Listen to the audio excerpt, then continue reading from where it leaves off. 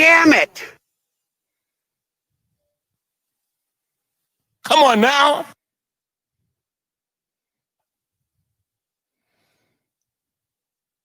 Hey, everybody.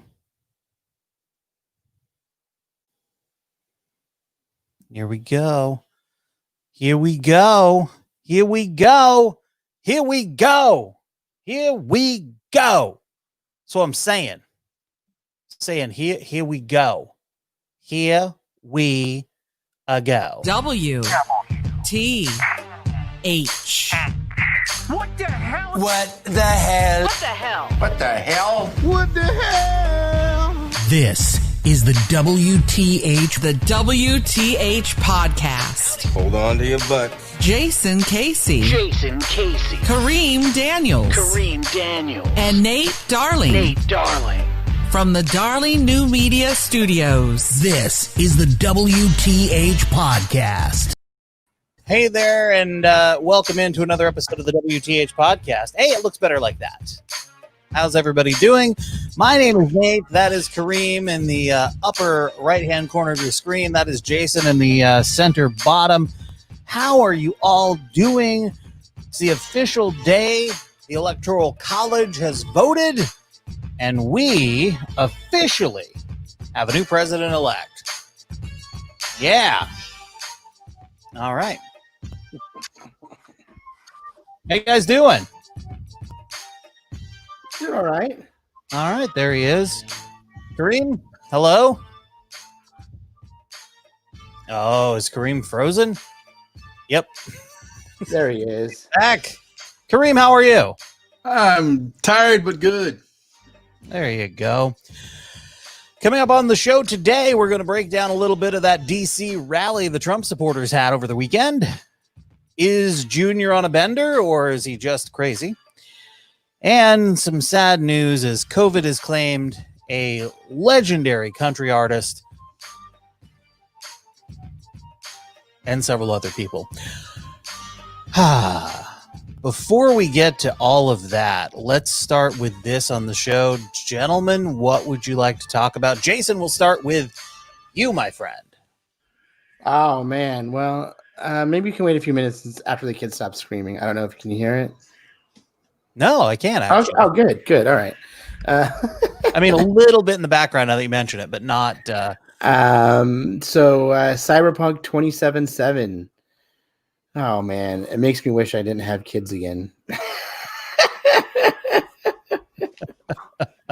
What is Cyberpunk 2077? It's okay. It's a role-playing game that's on the Xbox, PlayStation, PC right now.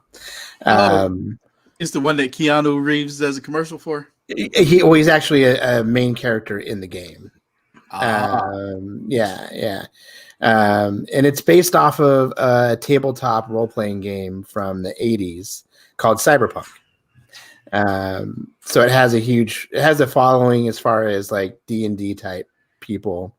And it's like Skyrim, I would say, or Grand Theft Auto, but it's like Skyrim and Grand Theft Auto had a kid. Okay. The Witcher 3 made the same company, made the game. The same company that made Witcher 3 made this game. So if that tells you anything, probably not. But like, you know, I've spent like maybe 10 hours playing it in the last week and a half. And it's pretty awesome. Cool. There you go. Kareem, what about you? What do you want to talk about? It must be nice, Jason. Because all I've done is bust my ass and go to sleep. That's it. Well, yeah, I don't sleep. That's the thing. Like, ask my wife. I don't end up sleeping. Oh man. Shit, I didn't even have anything, Nate. So you can talk about what you want to talk about. Give me a second. I'd like to talk about the Steelers losing 2 in a row. How about that? That wasn't what I wanted to talk about, but I just thought I'd throw that out there because my team lost again. So I figured I'd rub that in. Oh yeah. Well, we lost both our starting linebackers.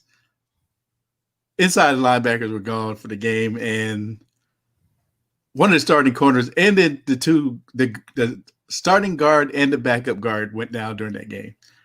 So, but Ben Roethlisberger is not on his game. I hope he retires after this year. Wow. Big Ben calling him out. Well, I want to talk about voter fraud because we have in fact found some fraud. There's been a lot of screaming about fraud, but we found it, and it's not where the Republicans say it was.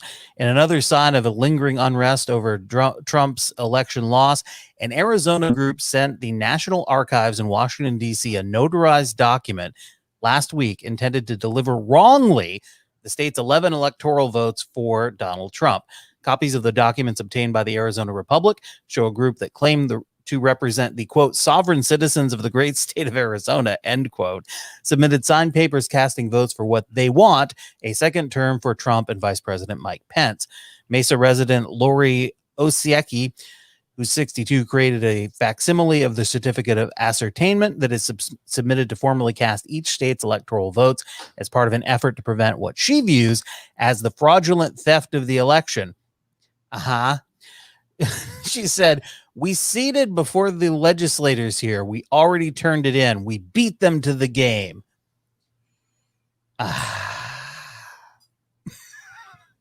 So you allege voter fraud, and you then try to circumvent your own state's electors? Weird, right? Yeah. But that's not the only place that we've found voter fraud.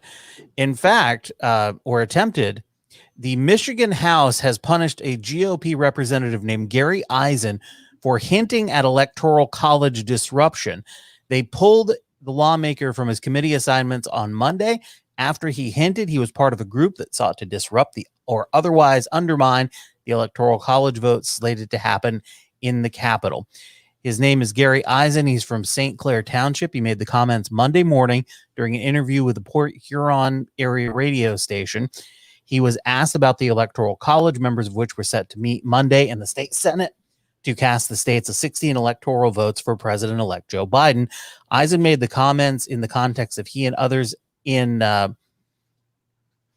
Lansing have some sort of event either at the Capitol or somewhere else. He said he could not rule out the possibility of violence.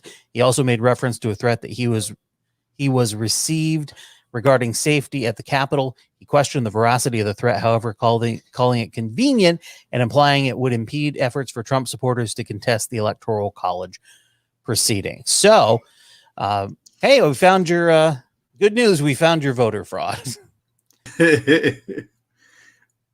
Oh, man. Yeah. It's always on that side. Not always, but pretty often.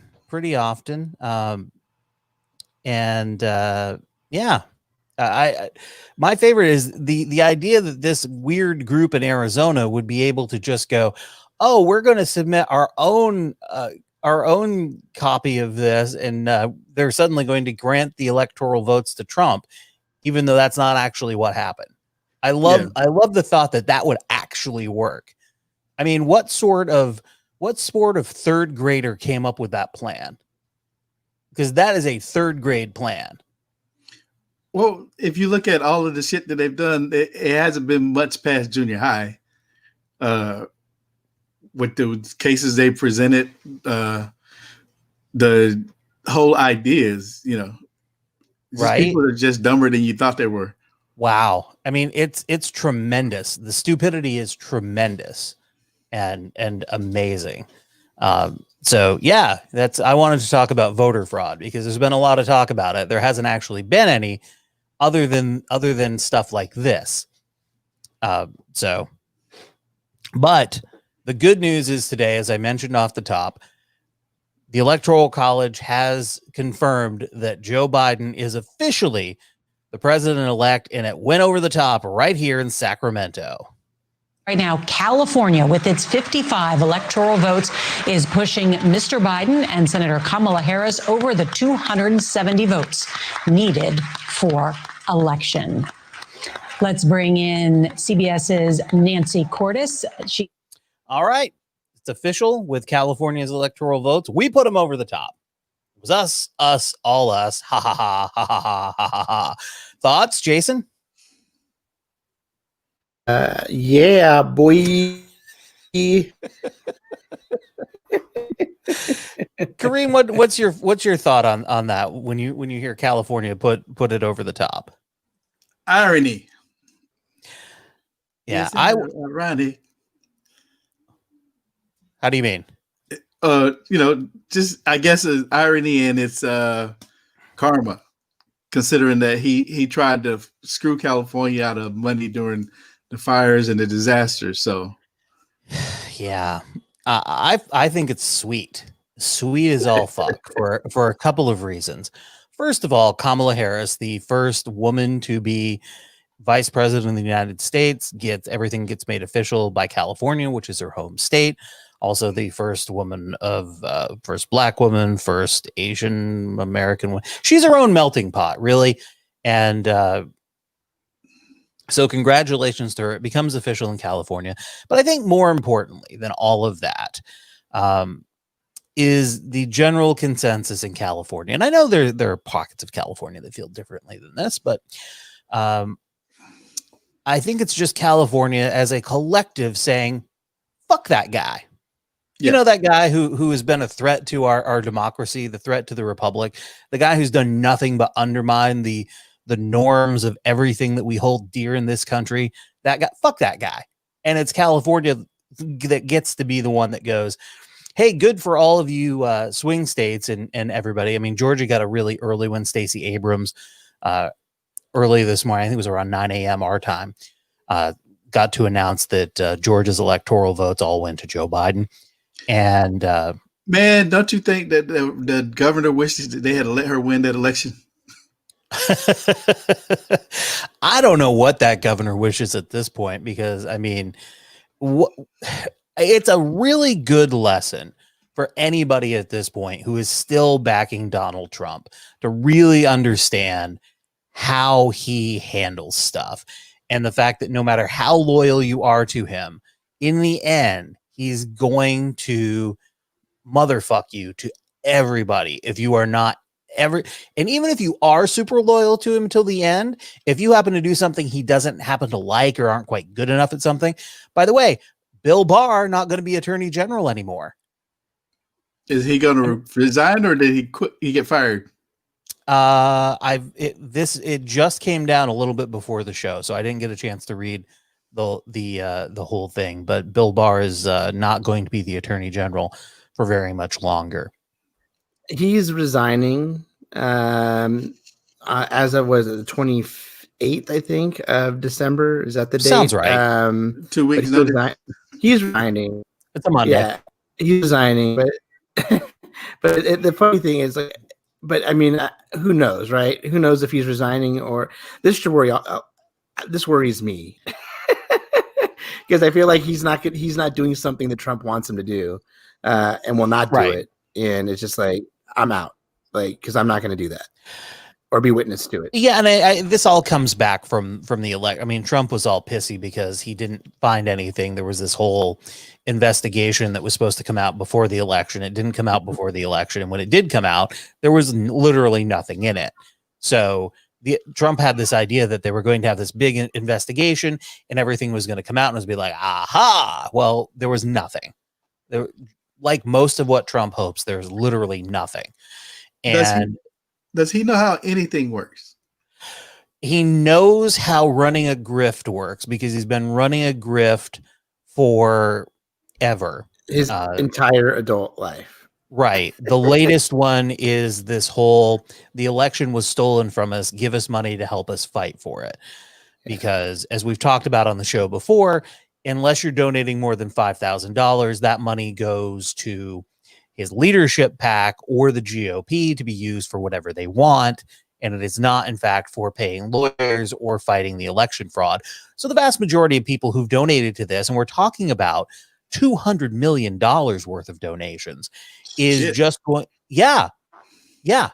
It's a crazy amount that people are dipping into their savings. And these aren't I would be willing to bet that most of these donations are not coming from his rich friends in Florida or New York who have the disposable income. It's coming from the people who are not going to buy someone that they used to love a Christmas gift this year because Trump is more important than their family. Because they think they're fighting. Maybe Jason's relatives. We don't know. Yeah. He's a televangelist at this point. Right. So, I mean, that's the con that's going on right now. And that's And why we he's know never going.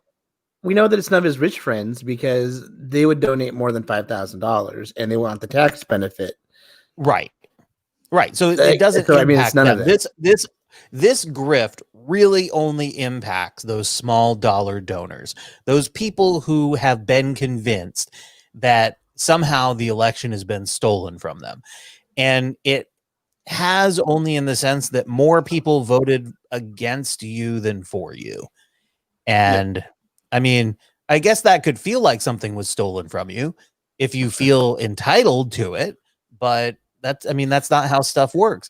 I mean, I would get it. I would get feeling like someone was stolen from you if in fact you got fewer votes. You know, like if Hillary Clinton and her supporters felt like the election was stolen from them, I would understand that because she got more votes than Trump. If Al Gore felt like the election was stolen from him because he got more votes than Bush, I would get that.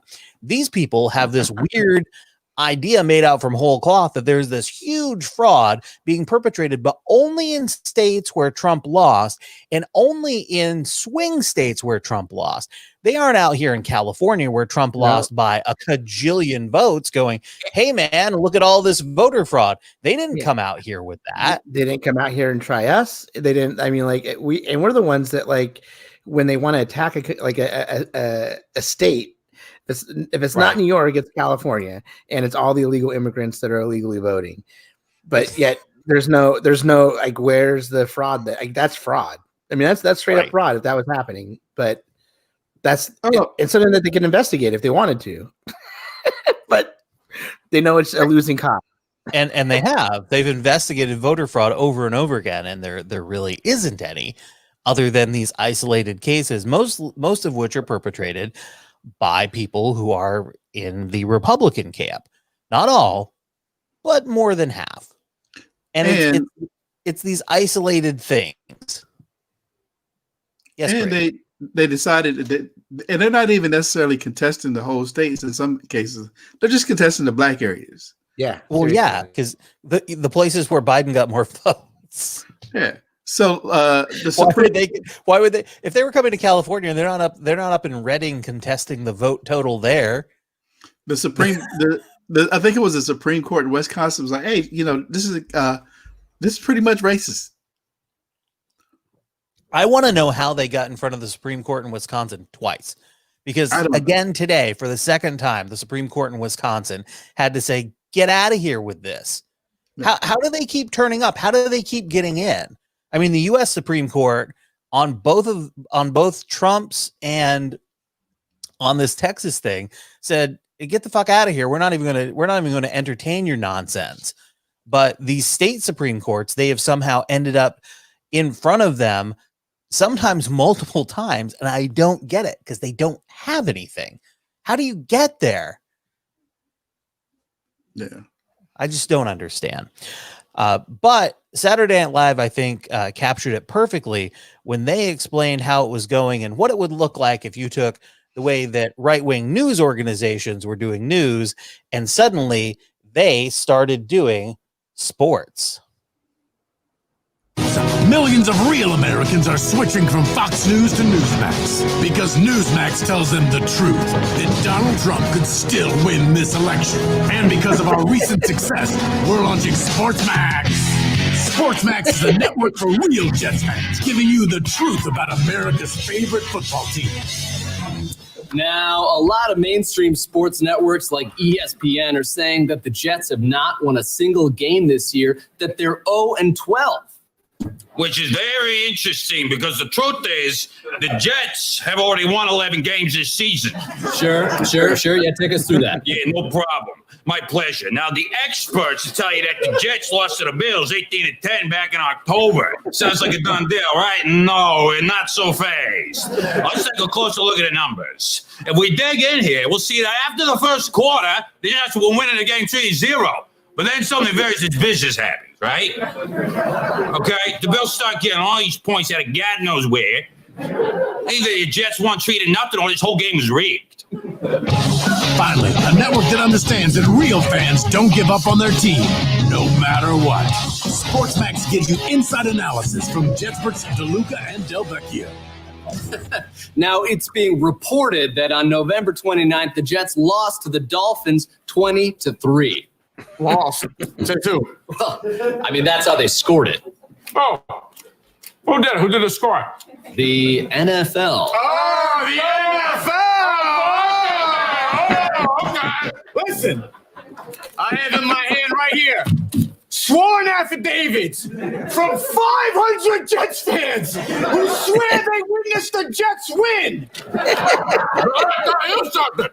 There's 8 million Jets fans out there. 8 million. They have nothing to gain by lying about this. So wait, hold on. You're going to tell me 8 million hard-working fans that the Jets didn't actually beat the Dolphins 90-0? I would never do that. Yeah, because you're smart. Hey, you're going to eat this? No, you can have that one. Oh, okay. Okay, you get the idea. Oh man. It's no more ridiculous than what's actually happening. Mm-hmm. In reality, the idea. I love that they went to that analogy. Yeah. Saturday Night Live was fire this week too, absolute fire. So that was amazing. Other news: we just found out, the New York Times reporting that following years of protests, the Cleveland Indians have decided to change their team name. Yay! My wife, who is native, is very excited about that. It turns out they are going to play with, I guess, an interim name in 2021, and then 2022 they will have their new name to be announced. So that's pretty exciting, right? We've got the Washington football team now. Whatever the Cleveland team is going to call themselves. Oh man. What is a name for Cleveland? A name for Cleveland. Well, there was the Cleveland Spiders were what a team was called there at one point. So I mean, there's that. You could go with the Cleveland Barons, which is a minor league hockey team. Someone suggested the Cleveland Buckeyes. Of course, everyone who thinks they're funny has said Cleveland Steamers.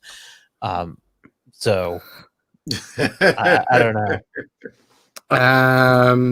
Isn't the Rock and Roll Hall of Fame, is that in Cleveland? Yeah. Mm-hmm. It's been suggested that the Cleveland Rocks would be good. Yeah. You've already got the songs. Yeah, you got the songs. Mm-hmm. And that just makes like they don't even they shouldn't even meet about it. Like, you know what they should? Here's what they could do that. Here's my idea. Let me know what you think. You remember the Drew Carey show? Yeah. Okay. Yeah. It was set in Cleveland because Yep. Drew Carey is from there. And I suggest that they change the team name to the Cleveland Mimes. The Cleveland Mimes. Yeah. Remember the character? Yeah, I remember Mimi. Oh yeah. Little bit. I mean, there are also the people who want to go with Wild Thing for Major League, but Oh, come on, no. I prefer the Cleveland Mimes. That's what I'm going to push. And I haven't heard it. I haven't seen that anywhere else. So I'm taking that for my own. Well, Cleveland Rocks is what I would go with. I think that makes the most sense. Easy, branded, done. Kareem, what would you name the team? The Cleveland Rocks works. I like that. Or the Cleveland Mimes.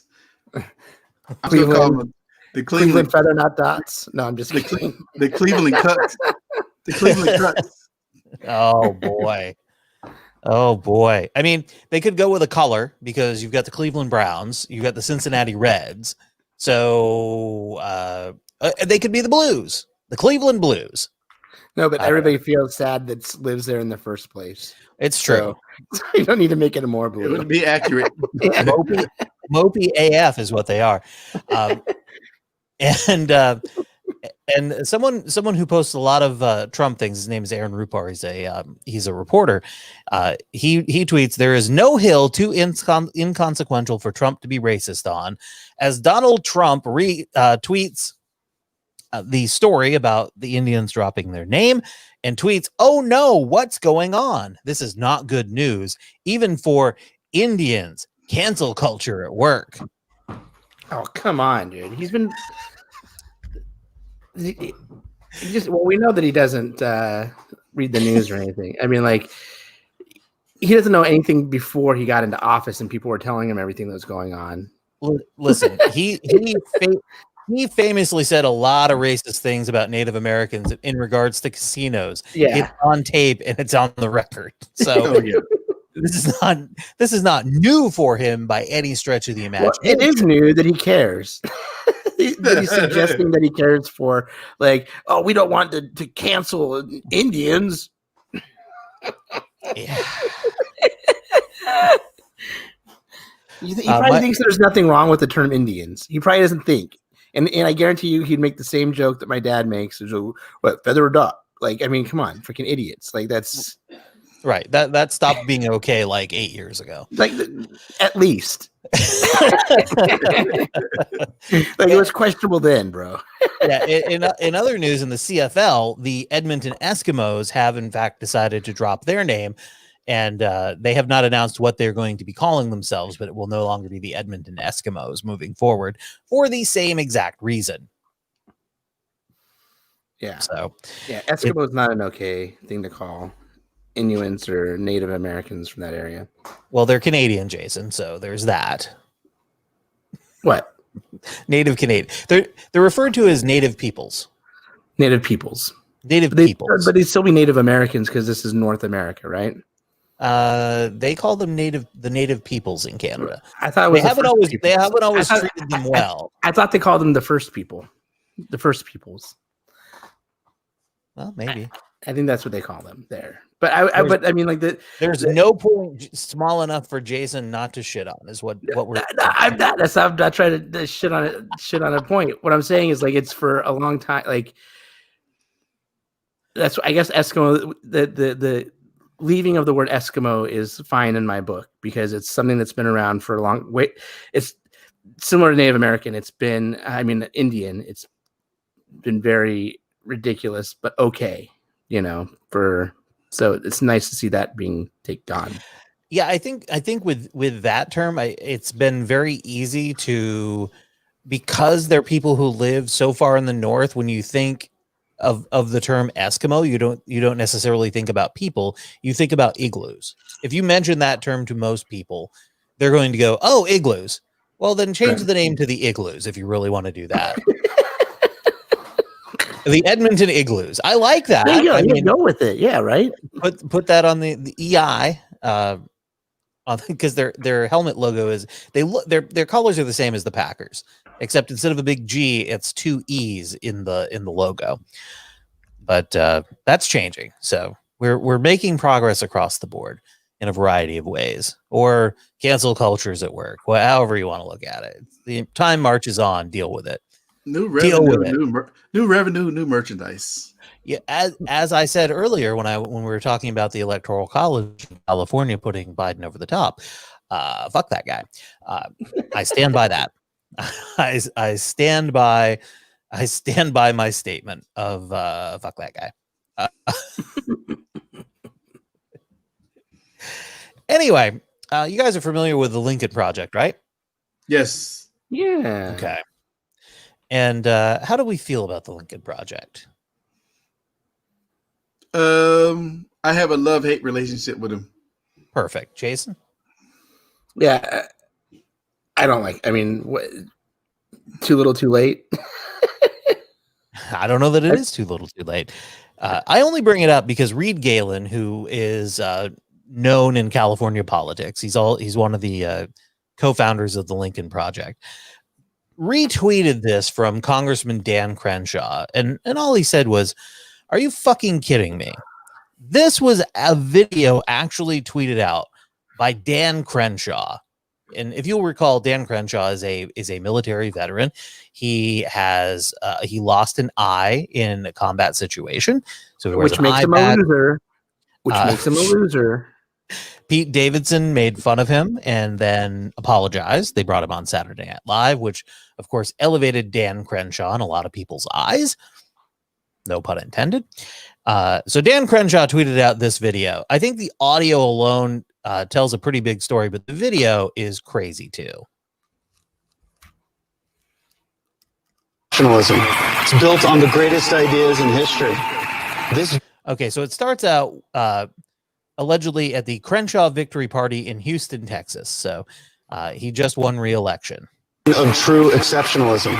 It's built on the greatest ideas in history. This victory tonight, it's about you. It's about. They went a little heavy on the crowd cheering. Yeah. No. Put in more people yelling, "Woo!" Let's put it. It's not enough. Woo! More of that. Okay. Defining those. Guy comes in, whispers in his ear. I'll be right back. He's got to go now. What do we got? Well, it's not over in Georgia. The Senate races went to a runoff. Where are we at? So he walks out into the hallway with this dude, asks what's going on, and he immediately needs to remove his tie for some reason. I don't know why, but he has to. I mean, Superman waits at least a little bit. Dan Crenshaw doesn't wait to remove the tie. Against. You'll never believe this. Far-left activists are attempting to gain full and total control of the U.S. government. That we secure a Democratic Senate majority so that we don't have to negotiate in that way. Should these Senate seats be lost, all will be lost. You supported the Green New Deal. You supported Medicare for all. Yeah. Your mission will be to rally support across Georgia behind these American patriots, Senator Perdue and Senator Loeffler. They must win. What's our situation on the ground? We have two patriots down. Okay, now he's unbuttoning his shirt. We're back from the weird voiceover from the British lady for some reason. I don't know why we need a British lady to talk about how we need to defend America. Yeah. Maybe we could have gotten an American voice actress to do that. But no. We went with computerized British lady. So now Dan has got his shirt unbuttoned to his navel, but he's wearing a black undershirt. And I think this foreshadows some of his military background. Senator Loeffler and Senator Perdue. Great fighters with a great message. They just need a little backup. Okay, they're not great fighters and they don't have a great message.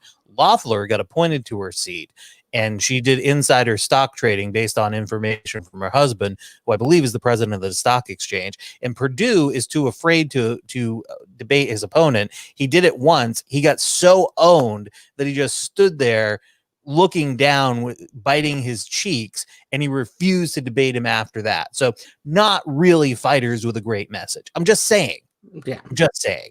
They are grifters like Trump. I mean, sure, you can say that. It's just like everything else. It's total bullshit. Last question. What do you want to bring? Bring everyone.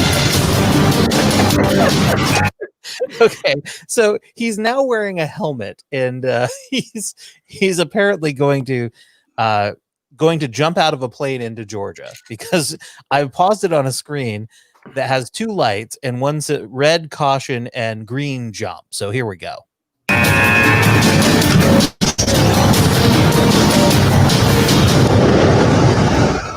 Whee! He's jumped out of the plane. Well, so it's a lot of somebody jumped out of a plane. Yeah. So. Situation at the LZ. Good evening, sir. Rather lovely form, if I may say so. But we do have small problem at the landing zone. So-called anti-fascists, an ironic term given their propensity to, well, act like fascists, are patrolling the area. Recommend we shift north 3 kilometers. How does that sound? Negative. I want to say hello to the greeting party. What's the bearing? Always one for a bit of drama. 90 degrees from... You know what the bearing is? It's overbearing. Yeah. Is what it is. So this conversation with so the British lady. Does he have one goggle on or two? He has a face shield. He has a face shield. It's a face shield that has some pretty futuristic looking like graphics happening on the inside of it. Yeah, it did when he was running out of the plane. They did that. Someone bought that. Someone bought that little plugin for After Effects, and they're like, "Aha, let's do it. Let's do it." Dan's gonna look like a real hero here. I'm not convinced that a lot of this looks like it's green screen too. Yeah. I mean, if it's it's slick. not, It's slick production value. I mean, like it looks what they're trying to do, which is make it look like an action film. Okay, we've got about a minute left to break down here. I encourage everyone to go watch this. I mean, obviously you might want to take something to settle your stomach first because it's tough. Current heading. Be well, sir. I have to log out and log back in. I'm convinced somebody is hearing me. Where is this guy? He's messing up. Yeah, dude, it's gonna be dark soon.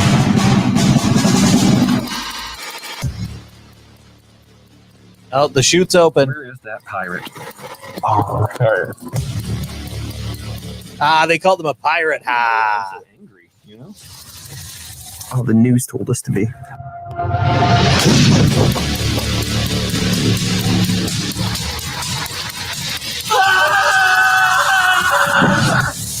Okay.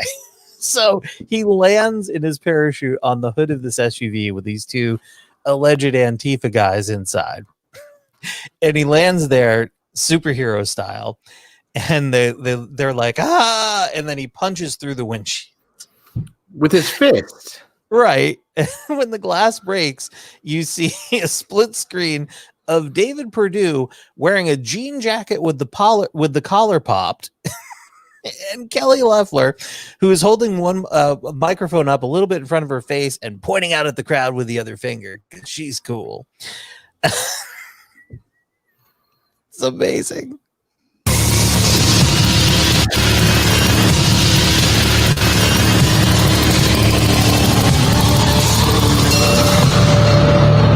And it's all for the Walton County GOP rally on December 21st. And it is paid for by the Spirit of 76 PAC. And they end with the message, bring everyone. Bring everyone. I can't handle it, bro. I cannot handle it. These fucking people, man. These fucking racist white people. Everybody's gonna show up and say "fuck the GOP." That's what they did over the weekend. Somebody tweeted Crenshaw owes Pete Davidson an apology. Yeah, seriously. And so there's all of that, but I also, in regard to Dan Crenshaw, will add a fuck that guy to this. Yeah. Because Dan Crenshaw has run a smear campaign against a female veteran. Just this last week, he signed his name to a sedition. He signed on to that Texas lawsuit. But Dan Crenshaw, not a good guy. Not a good guy. What my question for the sedition people? Where the fuck are you going? You don't have no money. Well, their whole thing is they just want to keep this for themselves, and that's their thing. They're not going anywhere. They're absolutely not. I mean, you don't have no money. I mean, Texas is the only state that got any money out of the group. Well, it's true. And so here's the fun part about Texas. So Tesla is opening a new plant in Texas near Austin, which, good for them. Maybe they can ramp up production to keep up with demand. They certainly have violated a ton of labor laws here in California. So better go somewhere where you don't have to worry about those pesky things. Right, Elon? Yeah. He's just there smoking weed with Joe Rogan. And you don't even have to have workers' compensation insurance in Texas. It is something you can decide to have if you want it. Sure. Why not? 100% true. Fact. Oracle is relocating its headquarters from the Bay Area to around Austin as well. The cost of doing business in Texas is less for a lot of reasons. And if you like to pollute, that Texas is the place to be. Here's the part that Texans and I've seen a bit of gloating on social media with this, including from someone I know who moved from California to Texas and is very excited about everything. the part that they don't realize, and this has already started happening, is these big companies bring with them workers. Because they're not staffing all of these positions with the good old local boys. They bring in people. There are people that are going to move from the Oracle headquarters in the Bay Area. They're going to move to Austin. There are people from Tesla that are going to move from the Bay Area to Austin. They're going to move from here and there. They're going to be well educated. And weirdly enough, they're going to have a more liberal sort of slant to their ideas. And as more of those people move in, then it sort of changes the political landscape of places like Texas. So Texas is slowly working its way toward being a blue state. And the more of these big companies they bring in, here's the fun part. The more of these big companies they bring in, the more they slide toward being a blue state. And the more they do that, the more it's really going to piss off those people like, screw California. We got all your businesses. You don't. Yeah, you don't have all of our businesses. There's still plenty of businesses here. And you maybe you should have written some laws to prevent them from coming over because they're gonna fuck your shit up. Yeah, because they're gonna change your laws. I don't think they understand that. Yeah. I don't think they realize what the people who are working at Oracle look like. The people who work at Oracle come from all over the world with a variety of backgrounds, and the same for the people that are going to be working at Tesla. I'm sure there's going to be plenty of people that are hired that are locals, but they're going to bring people in. Oracle's headquarters is in Dublin, which is where I grew up. That's the town where I grew up. And when I grew up, it was primarily white. Suburbs of East Alameda County. Now it is like the white is the minority. It's really a melting pot, and there's a lot of people there. Swalwell is there. So yeah, and Oracle is a big reason of that. I guess is what I'm trying to say. Like the companies in the Bay Area and everything like that is. So to your point, Nate, to Kareem's point, to my point is they're not getting a bunch of white people that think and vote like them. No. And here's the other fun part about that. So as it starts to move toward blue, and here's the part the companies are going to be really find out about soon enough. As the landscape moves toward blue, they're going to start going, hey, not having protection for workers is kind of bullshit. Dumping waste into the creek or the back 40, it's kind of bullshit. And as everything skews toward the blue, there are going to be more regulations put in because you're going to have more Democrats running the state house. Yep. And suddenly Texas is going to look a lot more like California than they really were hoping, which I find fucking delicious. Because they don't see it coming. They're just so in this win mindset of, haha, we're taking away from California and you lose. Yeah, they're not listening to their friends in Portland. I mean, in the rest of Oregon. I mean, you listen to people that have lived in Oregon for like the last 30 years, 40 years. Like, oh man, yeah, Oregon's completely changed from the way it used to be. Because not some parts of it not, but yeah. Some parts of it are still just pretty backwards. They're normally filled with rocks and trees and such, but that's the way it goes.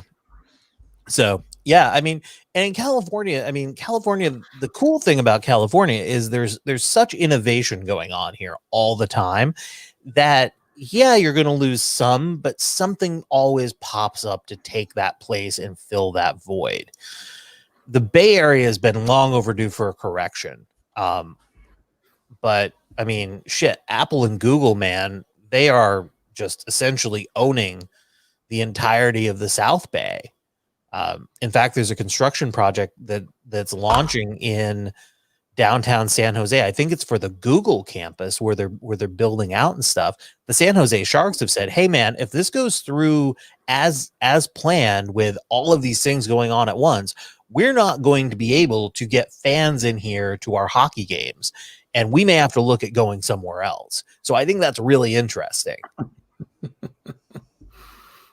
That suddenly it's like, okay, well we've done this so far. It's like, it's what happens when business gets so big that it overrules everything else. It's capitalism at its finest and worst all at once. I mean, the Sharks will have options. I mean, they can, there's a brand new arena in downtown San Francisco where the Warriors are now playing that I'm sure would love to have a hockey team there. There's the Oracle Arena in Oakland, which I mean, no one wants to go there, I guess, but they could. That option does exist to make that a temporary home. I mean, they played at the Cow Palace of all places for a couple of years, so it's not like they couldn't go somewhere else and play. It's just, it would suck for the people around there for whom, if you've ever been to a Sharks game, it's the amount of support is crazy. It's like going to a hockey game in Canada. It really is. It's not the idea of hockey in a lot of places in the US where it's like, it's here, whatever.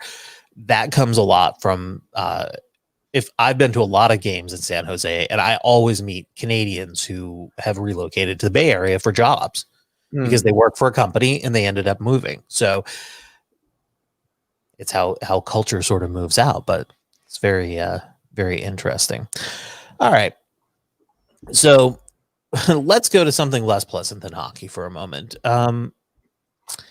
Let's go to an exclusive interview with Donald Trump. So it was reported at the Army-Navy football game with Brian Kilmeade, and it looks like he just grabbed him outside of the stadium. So here's one of the things that Trump has said multiple times that absolutely weird and not at all true. So it's talking about the military. Thing you accomplished, you took over a military that was cut by 25%, that only had 3 brigades ready to fight and was out of bullets. What have you done in the 4 years since to change that? Entirely rebuilt military like never before. New missiles and rockets and tanks and ships and planes, and we have the F-35s coming in by the hundreds, as you know. When I took over, we had a depleted military. We had no ammunition. I'll never forget a very overrated general coming to see me and saying, "Sir, we have no ammunition." I'm sorry, this is my first 2 days in office. Right. And I say, no president should ever have to hear that, and no president should ever be spied on either, you know. So we set a lot of records, but okay. There's so much ridiculousness in that statement. Okay, so I'm going to hit a little bit at the no president should ever be spied on. That's in reference to the FBI was looking into Russian activity at Trump Tower, and so their claim is that Obama was spying on the Trump campaign, which wasn't happening. It just happened when you meet with criminals and unsavory folks that are under surveillance. Sometimes you come under surveillance too. The other thing is, I don't see any way that the military was out of ammunition. Not in your lifetime, my lifetime, your dad's lifetime. Right. There, and I like he had the dig at the very overrated general that came to. So which one was it? Was it McMaster or was it what's his name? His chief of staff. Which one was it? No, it was probably Mattis. Yeah. It was neither of them because no one went to him and said, "Sir, we're out of bullets." Oh, right. Yeah, right. Yeah. No. Yeah. Where was the part in Mattis's biography that he released? He said that he out of bullets. At what part? Yeah, I don't recall hearing it. I don't recall hearing from anybody that what was the part where he said that bullets, or where the military was in a horrible situation where it was just broken? Did you talk about that also? I didn't read the book, so maybe. I mean, it's possible it was in there. No, because it wasn't. Oh, it We- wasn't. Okay. I think we had more military strikes under Obama than we had under Bush. Like, Actually, actually, we had more drone strikes under Obama that's than what we it was. had Bush. But because of the fact that the Bush administration had overused the military, it was in disrepair. But it wasn't because of Obama; it was because of the way the Bush, and he didn't go back to the same staffing that Bush did because he wasn't trying to fight wars the same way Bush was. Right. It's not 1945. You don't need to have 100,000 man army when you have drone strikes. You just don't. It's not how we fight wars anymore. Trump then had this is amazing. He, for some reason, he starts talking about bookies. I don't get it, but The election was over at 10 o'clock in the evening. I had won. It was 97, 98%. All of the bookies all over the world were saying the election's over. They wouldn't even take bets on it. And then all of a sudden around 11 o'clock, ballots start getting dropped. You ever see the graph where you go like this and then it goes up to the sky? Tens of thousands of ballots were being illegally dropped. The machines are the worst. Dominion. Nobody even knows who owns it. These machines are controlling our country.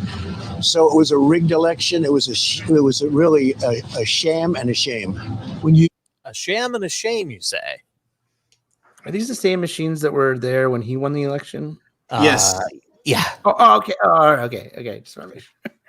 Now, the news was telling you. Sorry, go ahead.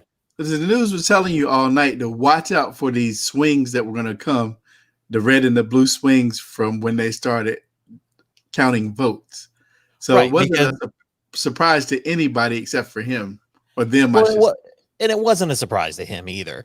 It was something we knew about happening because you had all of these swing states with Republican legislatures who refused to allow the counting of mail-in ballots before the in-person ballots. So they counted all the in-person ballots first. And because most of the Democrats voted by mail and most of the Republicans voted in person, it was going to look like Trump was ahead. And that's what happened. I don't know this whole thing about bookies. I don't know a lot of bookies that keep taking bets once you're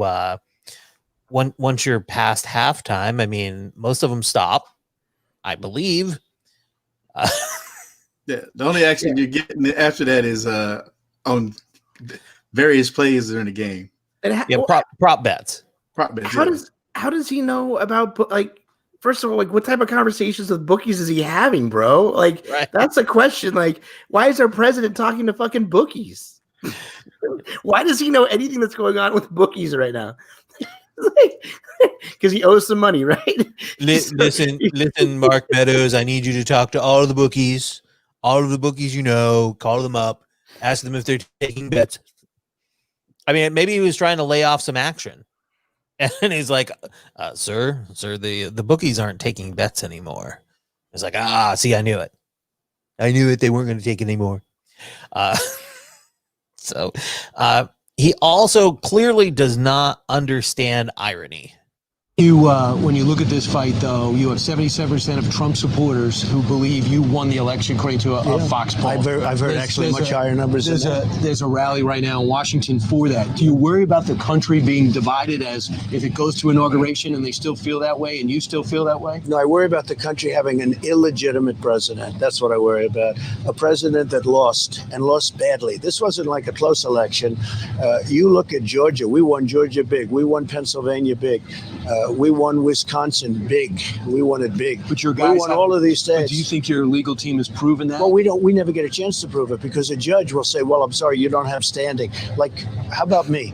Texas and all of these states, 18 or 19 altogether, they come in. Think how nice that is, where they actually come in and they say, we want to support you, sir, because you're important to this country. We want to support you. They go in and they say the states don't have standing and I don't have it. I'm president of the United States. I just got 75 million votes.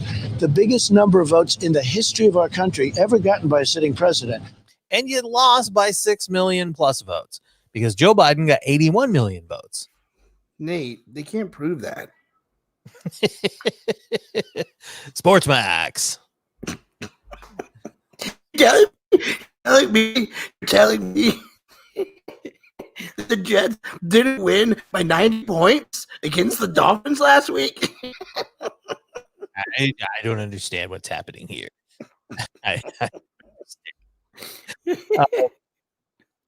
So he doesn't want an illegitimate president. I like the idea of the fact that his supporters don't feel like they lost. They don't feel like there's any way they could have lost. So what happens if they still feel that way? Wow. Let me just point out one thing. This is the same group of people who went around in 2016 and 2017 saying, and I quote, "Fuck your feelings." That was their fucking mantra. Their mantra was "fuck your feelings." And now they're like, well, we feel like he won the election. Well, your feelings don't enter into this. It's a count. Wearing shirts that say deplorable. Like I'm a black, like, dude, if you're deplorable, then you really shouldn't be complaining right now, bro. But I guess maybe that is a deplorable person. They are deplorable. Listen, like Kareem says, like Kareem says, when somebody tells you who they are, believe them. Yeah. He also had some words for Republican officials in certain states. It was rigged. By who? By the Democrats, and actually, interesting, by the Democrats, but by local Democrats, meaning state Democrats. They outsmarted state Republicans. You know what I do? I do two things. I run a country, and we cut taxes, and we did all of the things, regulations, Space Force, all of the things the VA was taking care of, like 91% approval, all of the things I did. I ran a country, and we ran it great. We've done more than any other president. Then I have to campaign. We had the greatest campaign in history. We had the biggest crowds anyone's ever had. I did 56 rallies where the number of people were incredible, incredible, record-setting. And then what were those I records? go home and I watch the television to see how we're doing. And by 10:30 in the evening, it was over. We won. I got calls from everybody saying pros, people you know very well, saying congratulations. I say, let's not go so fast. I don't trust these machines, and a lot of bad things happen with these people. And in essentially 5 or 6 states, is it the machines or is it the people? What is it? Well, he cast a wide net. He does. He absolutely does. We did this stuff. It was great. You can't believe the great stuff. Like everything he is a big net. It's a big, yeah. Someone should come after him with a big net, big butterfly net. It continues. This is fantastic stuff. no judge has had the courage, including the Supreme Court. I am so disappointed in them. No judge, including the Supreme Court of the United States, has had the courage to allow it to be heard. The Supreme Court, all they did is say we don't have standing. So they're saying essentially that the President of the United States and Texas and these other states, great states, they don't have standing. They didn't go into the evidence. If you would look at the evidence, thousands of pages of evidence. We have over 1,000 affidavits from people that saw tens of thousands of ballots. Gotcha. No, but here's the point. They're winning these things on little technicalities, like a thing called standing. They're saying the President of the United States does not have standing. Right. So that's right. That's not a little thing. If you don't have standing, that's not a little thing. And if Pennsylvania and Georgia and Arizona and Nevada, if none of those states want to step forward and go to the Supreme Court saying that there were major fraud issues in their election, the Supreme Court can't say shit. They can't say shit. There's nothing they can say. That's the standing, you fucking idiot. That's the fucking standing. If Georgia says we have some issues here, we need some help. Get the fuck out of here. Get the fuck out of here. I mean, if you notice, like Georgia, a state that could very well, very easily do what they want it to do, can't do it because they have to say that there was something wrong with their election because there wasn't. Like it would invalidate so many other votes. It's so fucking ridiculous. It just doesn't make any sense. I just they don't understand like selfishness, pure selfishness, and I don't give a fuck. Yeah. Here is the actual legal definition of standing. It's used in connection with lawsuits and a requirement of Article 3 of the Constitution. If the party cannot show harm, the party does not have standing and is not the right party to be appearing before the court. So Texas got turned down because they do not have standing, because Texas was not in fact harmed by other states and how they ran their elections. It's just not. Texas got to count their votes and submit their winner. If another state has a different winner, that does not have an impact on Texas. They don't have standing. And because these other states joined in, and Trump didn't actually join in the lawsuit, he wasn't named as part of the lawsuit that came in. He was like, I support what these people do, but that's like going, I declare bankruptcy. It doesn't work that way. Like, the governor of Georgia, in order to have standing, would have to come forward and say, like, one of the states would have to say that they had a problem. Like, it's simple. It's it's the third part of the fucking Constitution. It's Article 3. I mean, Article 3. They're big on the second article of everything. Yeah. Second article, Second Amendment. That's where they are. That's what they do. I will say this to Donald Trump and conservatives everywhere: when you've lost Karl Rove as a conservative, you have lost. Noted, the Electoral College votes tomorrow, and then on January 6th, the Congress actually counts the votes and formally declares a winner. Do you expect President Trump to continue to contest the election past tomorrow, maybe even past January 6th? And do you think he's either helping or hurting both himself and the country? Well, I believe that he will. I wouldn't be surprised to see tomorrow that there are maybe attempt to disrupt some of the voting in the 6 contested states. I wouldn't be surprised to see expressions of public support for the president's position from Trump electors in states that he carried. I wouldn't be surprised on January 6th. I fully expect that one senator and one representative at minimum, that's what's required, can file a statement contesting the Electoral College results. But I don't see that it's going to be overturned tomorrow, and I don't see that it's going to be overturned on January 6th.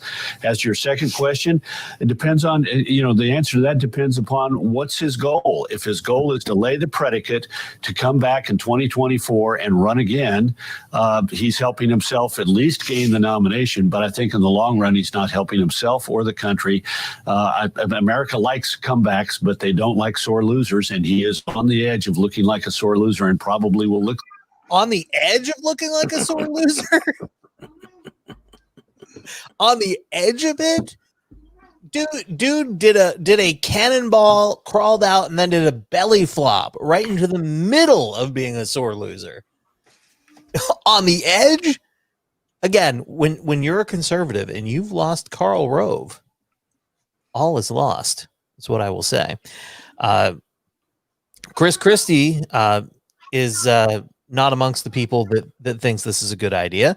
He was interviewed on This Week, and he weighed in on his thoughts. Republicans in the House supporting that Texas case. What's your message to the Republicans? Well, listen, the legal theory put forward by his legal team and by the president is an absurdity. And the reason why the Supreme Court didn't take it is because it's an absurd idea to think that any state or any number of states, no matter how good they are, can challenge another state's right to run the election as they see fit. And also, there's no evidence, as I've been saying since election night, show us the evidence. And what's gotten even worse, though, Martha, I think, is the attacks by the president on good, hardworking, decent Republican governors. And you've seen his attitude towards these folks change. And let's think about why. Back in September, he said about Doug Ducey, Doug is tough, Doug is strong, Doug is a good governor, the Arizona governor. He said about Brian Kemp back in the summer, that Brian is a capable man. He knows what he's doing, and he's done a very good job as governor. Now, after the election is over and he lost Arizona and Georgia, he says there are rhinos that are working harder against him. He's calling them corrupt. And also telling people things that aren't true. So Chris, what happens to your he's party? Talking about signature verification. Listen, Martha's going to people are going to have to stand up and start to say these things. I mean, the fact is in Georgia, and people should know this, that signature verification, which the president continues to tweet about, has been done twice in this election. It was done when the application for a mail-in ballot was sent in, and it was done when that mail-in ballot was ultimately sent in. And Governor Kemp has said this, the lieutenant governor has said it, the secretary of state has said it. And so, the reason the Supreme Court is not taking this is not because of a lack of courage. It's for the same reason that every court has thrown this out. It's a lack of evidence and a lack of any type of legal theory that makes any sense. And the worst part, though, is attacking these guys like Brian Kemp, Doug Ducey, and others who are following the Constitution and executing the oath that they took. Christie 2024. As he is laying the groundwork. Oh, boy. Again, the Republican Party no longer exists. Yeah. Everything that they ever stood for, states' rights, they no longer exist. For the state of Texas to decide that they know how to run their elections better. Imagine if California decided to tell all the rest of the states that they don't know how to run their elections. Just imagine how that shit would go over. It would go over great, I think. I mean, everyone loves Gavin Newsom. They think he has nothing but great ideas. So today I saw Walt Gray, my friend Walt Gray, who works at ABC 10, posted a story that they did about the movement to recall Gavin Newsom gathering steam. And he even says in his post that it's incredibly unlikely because they need 1.5 million signatures, and then this needs to happen, this needs to happen, this needs to happen. But he also said, well, it's been elevated from these internet chat rooms to it's on local news, so now it's a thing. To which I say, is it really? Is this recall Gavin Newsom a thing? I don't think they're going to get 1.5 million signatures. I really don't. I think they can. Don't underestimate them. They're only they're halfway there. But how long is it going to take you to get the other half? Well, I mean, he'll be up for re-election by then. Yeah. So there's that. But you can be halfway there, living on a prayer, and it doesn't really matter. I believe Bon Jovi said that. There was a rally in D.C. The Proud Boys wrote "fuck Antifa" on their ass cheeks and then mooned the camera as they were wearing kilts. As someone of Scottish descent, I say, fuck you guys. And I also want to point out that someone had to kneel down behind them or bend over and write that on their ass cheeks. Not really that threatening a move. I'm just saying. Writing in Sharpie on your ass cheeks is not a threatening move. I don't want to be that close to any man's ass. Well, clearly you don't care enough about protecting us from Antifa. No. Or anyone the Proud Boys are trying to protect. Oh, you're what the Proud Boys are trying to protect us from. That's what it is. I see. Absolutely. Yes. By the way, you know who turned out for the DC rally? Yeah, that's right. The MyPillow guy. Of course. Live television, indeed. Let me ask you, though, we believe the president may pass by. First of all, the reporter just apologized for interviewing him during the anthem. He's like, our viewers might be really upset that we're doing this interview during the anthem, but it's live TV. Oh, okay. If it's live TV, then fuck the anthem, right? That's okay. The anthem is sacred unless we're on live TV with the MyPillow guy, who has on his lapel, he is combined. He is combined. It's a combined crucifix and American flag pin. So it's a crucifix with the American flag on it. Because nothing is more American than Jesus being crucified. Somebody take On the heels of the disappointing Supreme Court, just in 10 seconds, could you sum up where we go from here? What's the final message? My final message is everybody keep the faith, because we're in the greatest revival in history, and this is an anomaly. And when we get through it, we're going to look back and say this all had to happen the way God's intended it to, and it'll all be okay. I just want everybody in the country to have faith that God's got His hand in all this, and it'll all be a blessing when it's all over. And there's our president.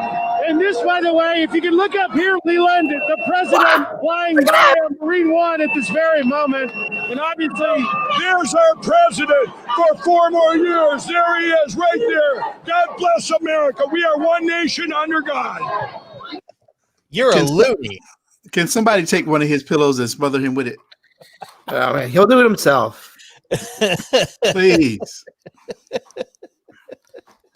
By the way, God can't vote. He's not a citizen. No. Just for the record, not a citizen can't vote. He can't be a citizen.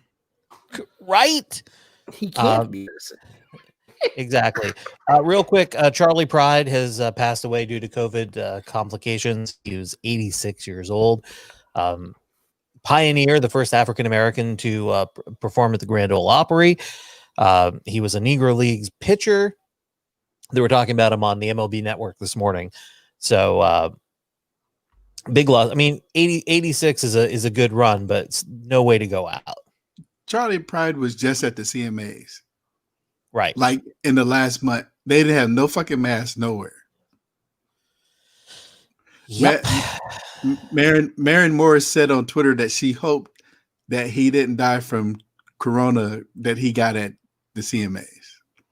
I mean, we'll never know exactly where he got it from, but yeah, it's super unfortunate. But anyway, we promised this. Don Jr. First of all, live streaming in your hotel room, not necessarily the greatest idea. Live streaming from your hotel room when you're in a weird mindset, definitely not a great idea. Every major media outlet spent weeks and months trying to pretend that the Bidens weren't tied to China, that there was no link there, that there was nothing. The Bidens are China and there's no link there. Shady at all about Hunter getting $1 billion investment from the Chinese government. I mean, this isn't like he's dealing with a Chinese businessman that happens to be an American or an expat or something like that. I mean, but from the actual Chinese government, it was the actual Chinese government. Who was that guy that Steve Bannon got picked up off his yacht? Was that guy a Chinese American, or did he work for the Chinese government? I don't recall the details of that. But I mean, Jason, you recognize the speech pattern here, don't you? Yes. Yeah. He. Well, let's let him finish. Yeah. That was a conspiracy theory. It was as though that was a hoax, and now we see that I guess the U.S. Marshals and people in Delaware are investigating Hunter Biden for tax fraud, and I imagine it's amongst other things. And I think the fact that okay, who is in charge of the U.S. Marshals? Let's just run through this real quick. If we go up the chain from the U.S. Marshals, that's a government agency, right? Yep. Mm-hmm. Federal government agency. Yep. Mm-hmm. Judicial. Who's in charge of the federal government? Bill Barr and the president. There you go. There you go. Jason, Rex Chapman tweeted out this video. Rex Chapman notoriously had his issues with substances. In fact, he was homeless for a while, lived in his car. He's doing well now. He's a celebrity on Twitter again, former NBA player. He said, sounds a bit like a bender. I mean, I've heard. Jason, what are your thoughts? I mean, who knows? I mean, I don't like to to point fingers at other people that might have addiction problems. But I mean, there's certain things that go hand in hand, and being in hotel rooms and being drunk are two things that go hand in hand for sure. Well, sure. For sure. And well, other I don't know that drunk's the right word. Yeah, and other things. But honestly, like 100%. Like, here's the thing: there's two things. If you think milk and cookies go well together, wait until you try Coke and Jack. and not Jack and Coke. Yeah, no. Hey, let's get to this real quick. Florida, land of enchantment and crazy shit. This is Florida Corner. Community means belonging somewhere. We all need. Oh, that's a news promo. We'll get through this. Wink News, weeknights at 6, by the way. We'll get to this story in 4, 3, 2, 1. These about. Well, a woman pulled to safety right out of a canal. Right now, there are a lot of questions surrounding exactly what led up to this all. It happened near the Ionona part of Lee County this morning in a neighborhood not quite used to all this. Wink News reporter Rachel Cox-Rosen is live near the scene. And Rachel, this excitement was a lot for the neighbors.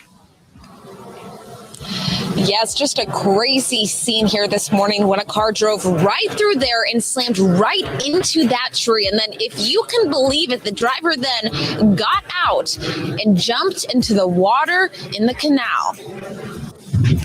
I can't believe it. Tree. This video from a neighbor shows the moment firefighters pulled 35-year-old Crystal Whitney out of a canal after she crashed her car between two homes. We don't know why she jumped in the water, but when deputies got here, they say she swam across the canal and tried to hide from them in the mangroves. We had an appointment early this morning. We come out, and as I'm backing out, I could see a strange car parked over there at the cul-de-sac. Sylvia Kovsky lives right next door and saw Whitney before the crash. She looked like she needed help. She says something did not seem right. And her window was down, and the lady was kind of moving like that. I'm like, hola, that does not seem okay. So we go to our DUI correspondent, Jason Casey. Does this sound like a DUI? I mean, if he was able to do all that, I wonder how drunk he was. She, 35-year-old lady. She, sorry. Yeah. So that happened. Also, I know this is going to be sad for you, but we have more beer troubles for Bud Light Mike. Bud Light Mike, a convicted felon whose alias is listed as Bud Light Mike in police records, was arrested on Saturday after allegedly stealing a case of America's favorite beer. Not my favorite beer, America's favorite beer. According to police, Michael Filipkowski swiped a case of 24 cans of Bud Light from a public supermarket on Treasure Island. He was subsequently arrested after being found in possession of 21 of the cans. So he had 3. He's got a rap sheet that includes multiple prior theft convictions. He was charged with a felony theft count, and he is locked up in the county jail in lieu of $2,000 bond for his $12 case of Bud Light. An arrest affidavit lists the New Jersey native's aliases as Bud Light Mike. Court records reveal how Filipkowski earned that handle. In April, he was convicted of stealing a case of Bud Light from a Wawa convenience store in Clearwater. He has twice been convicted of carrying an open container of Bud Light, once on a beach and once at a bus stop. He also has been convicted of stealing 2 18-packs of Bud Light from a Speedway store in 2016. He was convicted after he could not pay for a Bud Light and a shot of Captain Morgan in a hotel bar. His rap sheet also includes convictions for trespass, drunk driving, battery on a law enforcement officer, disorderly conduct, probation violation, resisting arrest, defrauding an innkeeper, witness tampering, auto theft, cocaine possession, aggravated battery, leaving the scene of an accident, careless driving, disorderly intoxication, and violating a protective order. Florida. Yeah. Bud Light Mike. All right. It sounds like the cops gave him that nickname. I mean, normally an alias is one that you or your associates give you. This sounds like one that the cops were just like, yeah, Bud Light Mike's at it again. I feel like Bud Light should have adopted this guy at some point and just like here's a card, dude, and we'll just take care of it. Because really, how much Bud Light could one dude drink? Well, it's pretty watery, Jason. I'm just saying. Yeah, but he still couldn't drink more than a gallon an hour. You know what I mean? They got plenty. It's plenty. Don't worry about it. Don't worry about it.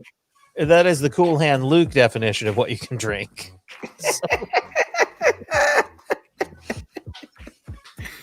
Cool man. Hand Luke. All right, man, Florida corner.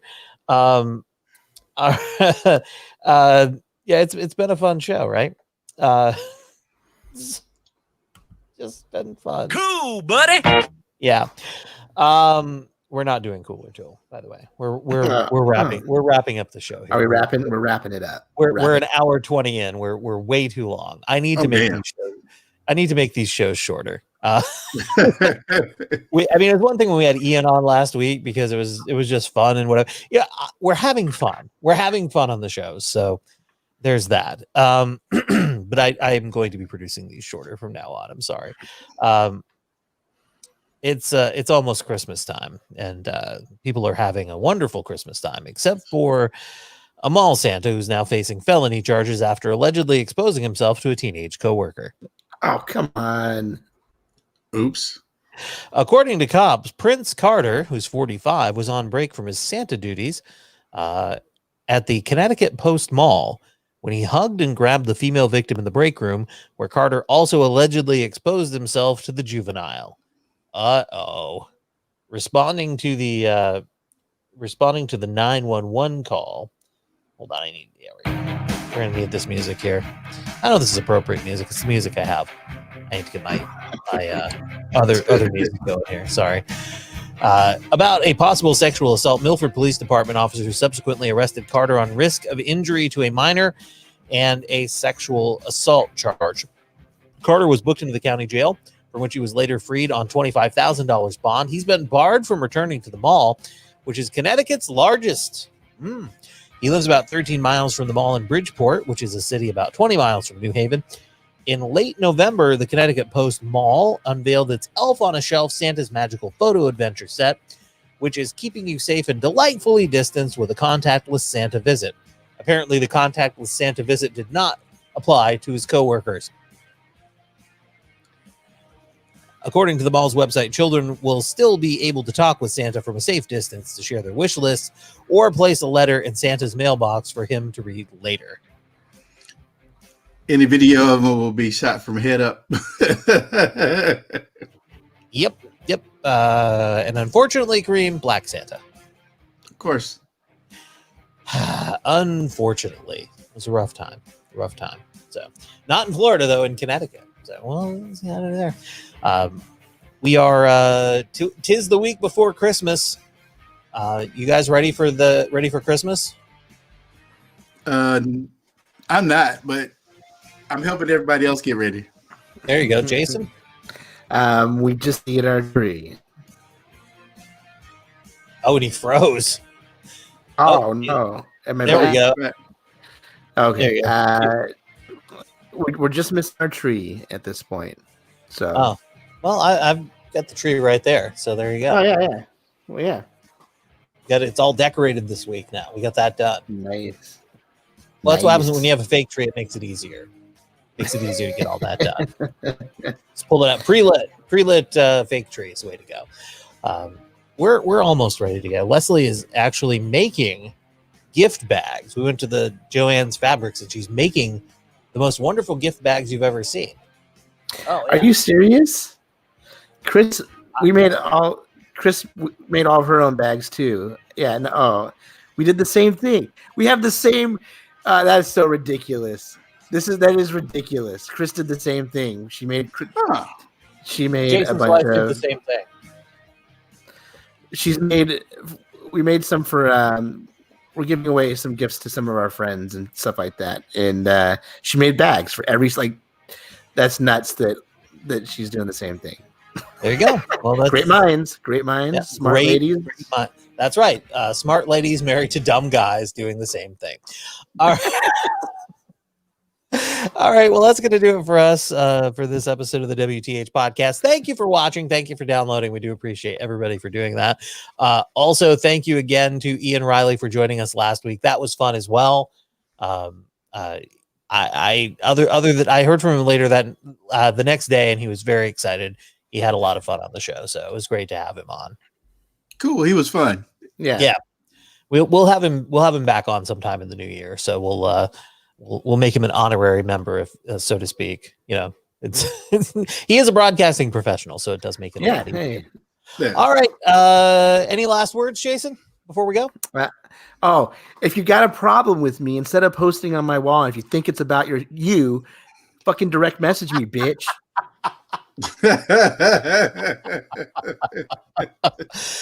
Kareem, any last words? Yeah, I'll see y'all. Anybody in my personal life, I probably won't see you until after Christmas. All right. Well, we will see you all next Monday, 7:30 p.m. live on Facebook, YouTube, and Twitter. You can catch the show downloaded on Wednesdays, wherever you get your podcasts, and we will see you next time. Darling New Media, here to help you tell your story.